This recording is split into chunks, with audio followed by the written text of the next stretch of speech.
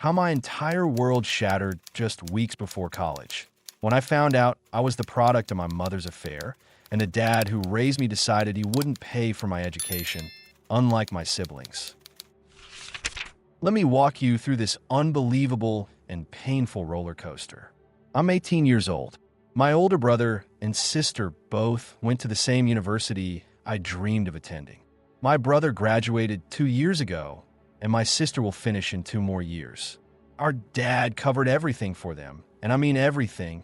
Full tuition, apartment rent, cars, groceries, spending money, you name it. My brother now has a great job in his own place with his fiancée. My sister has a well-paid internship, and dad still handles most of her expenses. I got my acceptance letter to that same college, and I was so excited to finally have that talk with my parents about the next steps, fully expecting the same support.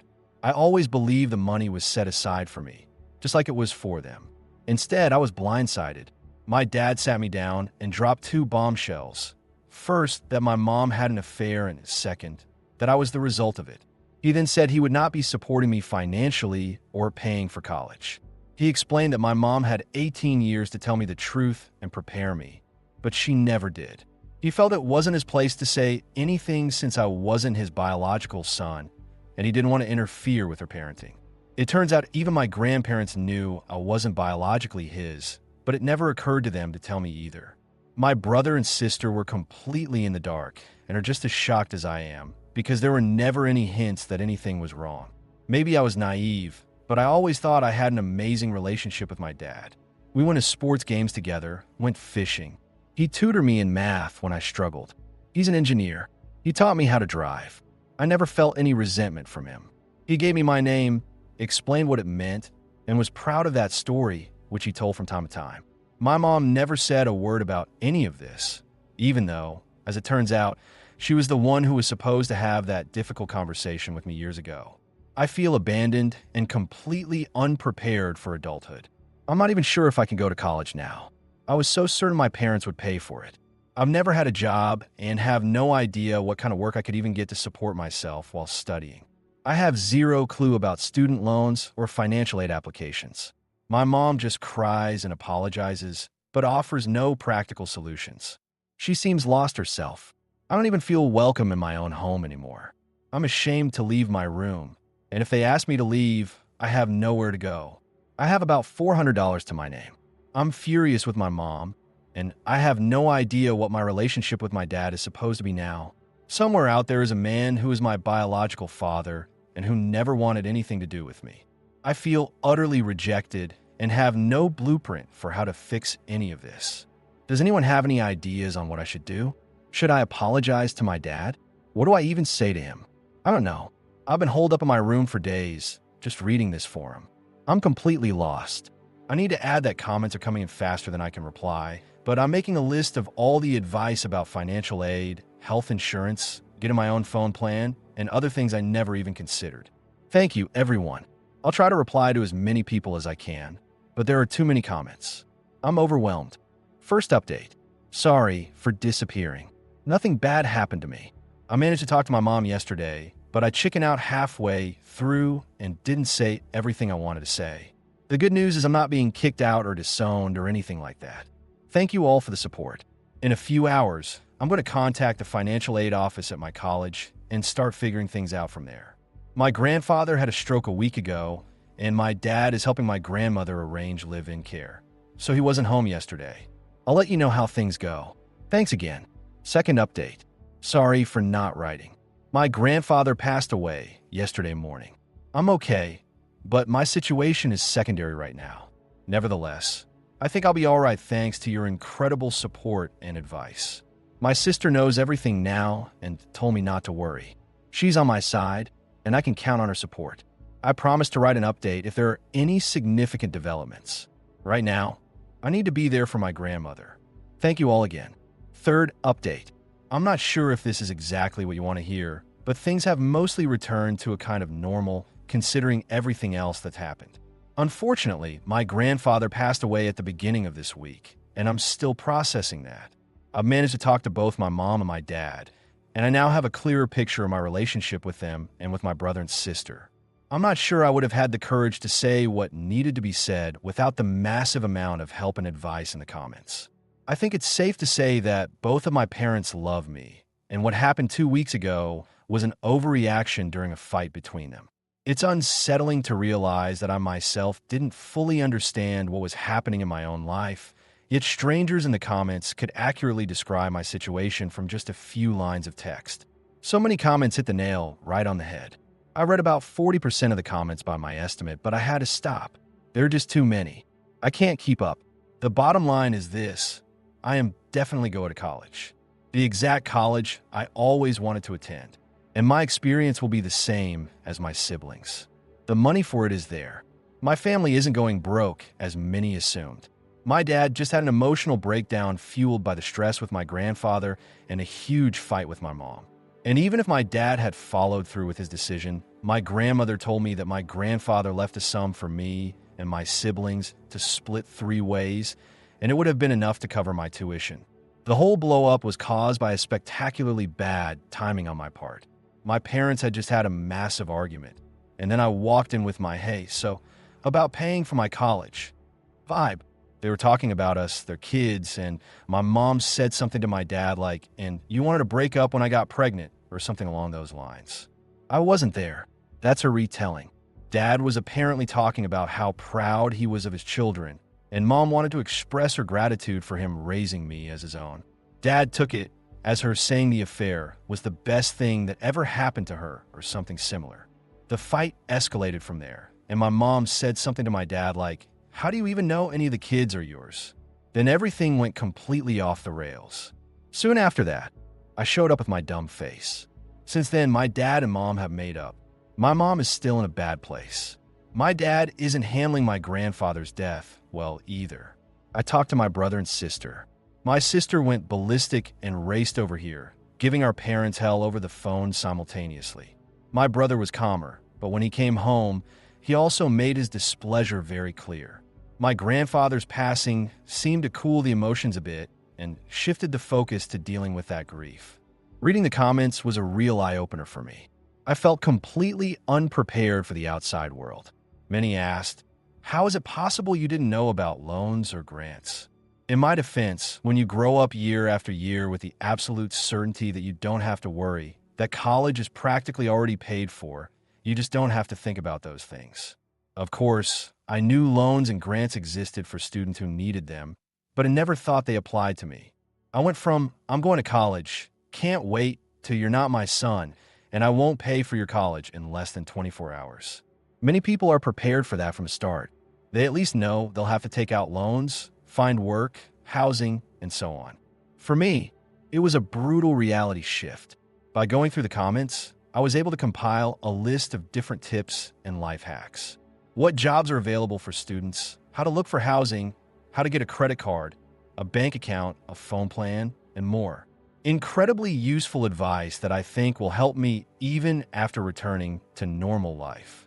My parents were called names in the comments that no one has ever called them in their lives, and it was unpleasant to read. And I haven't even read all the comments. It's scary to imagine what else is written there. My dad is deeply ashamed of his reaction and behavior. He's apologizing a lot. I understand his reaction, but the pain is still there. I get that he wasn't in a good place, but I can't just turn off my feelings either. We will be okay. This hasn't caused irreparable damage to our relationship. My mom handled it worse, but she's slowly coming around and has answered more of my questions. When my mom had the affair many years ago and got pregnant with me, my parents started the divorce process. My mom moved in with the man she had the affair with, but after a few months, he decided he didn't want anything to do with her or the situation.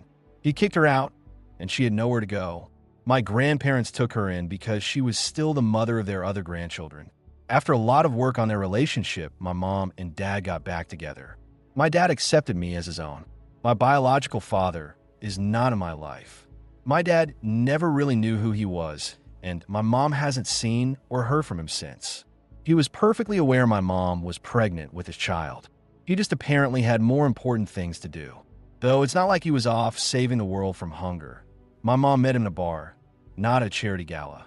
I have no desire to find out more about him. I've thought about it over these past 2 weeks since learning the truth, and haven't felt the need to know who he is, where he is, if he's even alive, or if I have other siblings somewhere. I was advised to get a DNA kit. Maybe I could find him that way, but I most likely won't do it on purpose because I don't want to find him and I don't want him to find me. All that matters to me is this. I have a mom, a dad, a brother, and a sister, and that is my family. Going forward, I plan to get a job and become more independent, not to distance myself from my family, but to feel like I won't be lost in the world if my family were to suddenly disappear. My mom admits that they sheltered me much more than my brother and sister, and that they should have better prepared me for what lies ahead. I've figured out my place in my family, and it's safe to say that I am loved and I have options. I thought I was isolated, but my world turned out to be wider than I imagined. My grandmother, my brother and sister, my aunt, my cousins, they're all on my side. I think my parents are just ordinary people. They make mistakes. And while this was not their finest moment, I want to take what happened as just a stumble within otherwise wonderful relationships. Thank you. All right, moving on to the next story. This is a story about a massive, life-altering professional boundary violation, but not in the way you might initially think. My life got turned upside down because of a side job and a professor who couldn't handle his own embarrassment. I'm in my early 20s, and to make ends meet while studying, I work for a cleaning service. Not a regular one. This agency offers maids in lingerie or fully nude. The rules are strict and designed for privacy and safety. Absolutely no intimacy or touching. If a client crosses a line, they're instantly banned. Clients can request a general type, like hair color, body type, or age, but they can't choose a specific person. The agency assigns the maid, and both parties use pseudonyms. No photos are exchanged. Crucially, the company runs checks to prevent any real-life connections, like sharing the same school or workplace. After a first session, a client can request the same maid again, but that's it. I'm explaining all this so you understand. What happened was supposed to be statistically impossible. I got a notification for a job nearby. An anonymous client had booked a lingerie maid matching my profile. I arrived in jeans and a t-shirt, my work attire underneath. I knocked, the door opened, and my heart just dropped. It was my professor, a man in his 30s. The shock was mutual. I immediately said the agency usually catches these overlaps, but clearly, there'd been a system error. I gave him a professional out. I could either stay and do the job I was contracted for, or I could call the office and have them send a replacement. Either way, I suggested we should just forget this ever happened. He chose the replacement. I made the call, explained the conflict, and left. The office later confirmed a software glitch had missed our university connection. I thought that was the end of it. I was wrong. Back on campus, everything changed. He became tense, awkward, completely avoiding eye contact or any direct conversation. It was painfully obvious. This was a problem because I had mandatory one-on-one project consultations with him the following year, which were crucial for my final grade. I could act professional, but his debilitating awkwardness threatened my academic performance and my substantial investment in tuition. I was stuck. A direct conversation felt risky. It might make him more uncomfortable, but silence meant my grades could suffer for his inability to cope. I needed him to move on, but I had no idea how to make that happen. So, before we get to the update, I want to know, what would you have done in her position? Honestly, I think I would have tried to talk to him. I'd say something like, "Look, this is okay. There's no need to be embarrassed. We crossed paths in an unusual setting, but it's done. Let's just forget it and focus on our professional roles here." I'd address the elephant in the room gently. It might not fix everything, but it could make things much worse, right? Let's see what happened next. Update. He reported me. I took the advice Minnie gave under my first post and scheduled a consultation during his office hours to clear the air. To make it formal and non-confrontational, I followed up with an email saying I wanted to discuss my thesis topic for the upcoming year, a standard request every student makes. That's all it took to send him into a full-blown panic. The cleaning agency I work for also offers fully clothed maids. So, from what I've pieced together, He went to the university administration and claimed he had booked a fully clothed maid from this reputable, vetting-heavy company. According to him, when I showed up, I allegedly offered to clean naked in exchange for extra help on my thesis, and he refused. It was complete fiction. I had to defend myself. I provided the university with a recording of my call to the agency right after the incident, where I reported the conflict of interest. That was enough to stop any formal disciplinary action against me. Proving he paid for the lingerie service was impossible due to their anonymous payment system. Getting that data would require a lawsuit I can't afford. But the damage was done. The administration said they couldn't place me in his classes anymore because, technically, I was now accused of sexual misconduct. He must have reported me right after getting my email, likely thinking I was going to expose him first and deciding to get ahead of it. It made no sense. All I did was request a standard academic meeting. The fallout forced my hand. I'm dropping out. I was 1 year from my degree. I've applied for transfers to nearby universities, but doing this at the start of the academic year is 10 times harder than if it had happened during the summer. The only silver lining is that I wasn't formally expelled, so I don't have a disciplinary record to explain. The university is happy to sweep this misunderstanding under the rug. Another professor is writing me a recommendation, and my agency has blacklisted him and will share his info with other services, so hopefully he can't do this to anyone else. I also got a free legal consultation and decided not to sue. Even in the best case scenario, if I won, my name would be cleared here, but my side job would become public knowledge. I'd be facing stigma from both students and faculty in a university that has already shown it will throw me under the bus to protect a tenured professor. The best outcome would still leave a permanent stain on my academic reputation. So, I'm walking away. It's a devastating loss of time and money, but sometimes the only way to win is to refuse to play a rigged game.